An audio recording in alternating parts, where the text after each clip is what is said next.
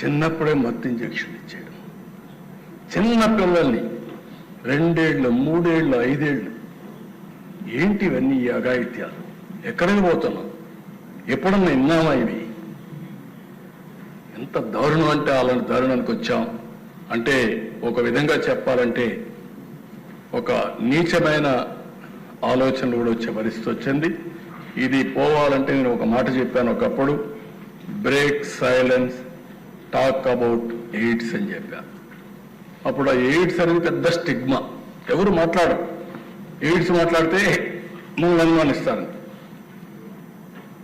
అలాంటి సందర్భంలో నేను బ్రేక్ చేసిన తర్వాత పెద్ద ఎత్తున చర్చనీయాంశం చేస్తే ఎయిడ్స్ని నివారించగలిగాం, ప్రజల్లో అవేర్నెస్ తేగలిగాం.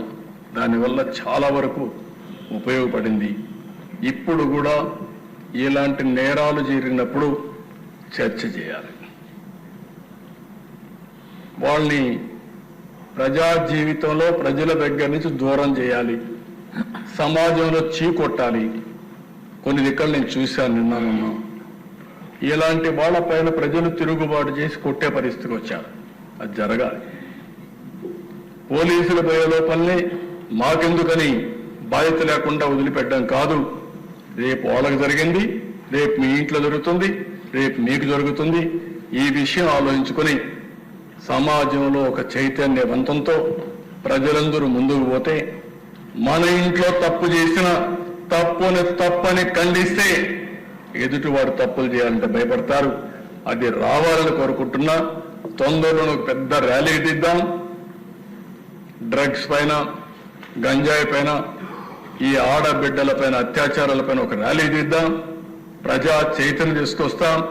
ప్రతి ఒక్క స్టూడెంట్ ఆలోచించుకోవాలి, ప్రతి ఒక్క తల్లిదండ్రులు ఆలోచించుకోవాలి.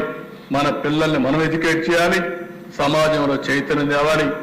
అల్టిమేట్ గా ఈ రాష్ట్రంలో లా అండ్ ఆర్డర్ మెయింటైన్ చేసే బాధ్యత ఈ ప్రభుత్వం తీసుకుంటుందని చెప్పి మరొకసారి తెలియజేసుకుంటూ, ఈ రోజు మళ్ళీ హామీ ఇస్తున్నా, ఇంకా కూడా నాకు తృప్తి లేదు అధ్యక్ష. ఎందుకంటే ఇన్ని ప్రయత్నాలు చేసినా ఎవడో ఒకడు విపరీతమైన ధోరణితో ముందుకు పోయి అక్కడక్కడ ఎలాంటి సంఘటనలు జరుగుతున్నాయి.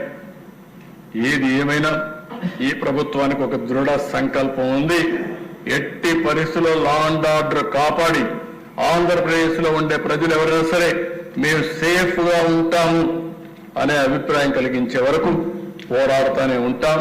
గట్టిగా ప్రయత్నం చేస్తామని తెలియజేసుకుంటూ, ఈ ప్రభుత్వం చేసే ప్రయత్నానికి ప్రజలు పూర్తిగా అర్థం చేసుకుని సహకరించవలసిందిగా ప్రతి ఒక్కరిని కోరుకుంటూ, మీకు ఒక అభినందన తెలియజేసుకుంటూ సెలవు తీసుకుంటాం.